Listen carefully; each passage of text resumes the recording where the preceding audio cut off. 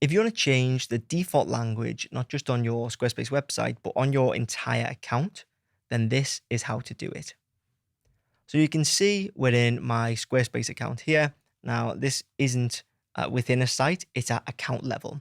So you'll see up in the URL bar here, we've got account.squarespace.com. That is where you'll find this screen here.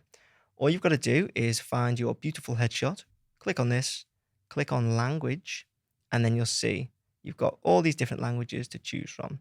So we've got Deutsch, which is, I'm going to guess, German, English, Espanol, which is Spanish, very clever of me, French, Italian, Portuguese/Brazilian, Turkish, and then we've got Japanese down here. Squarespace are working on, or they may have even launched like a Japanese specific product. So if you want to change it to Japanese, that's where you can do it too. So click what you want, hit save, and that will affect your entire account. And that is that. So hopefully you found that useful.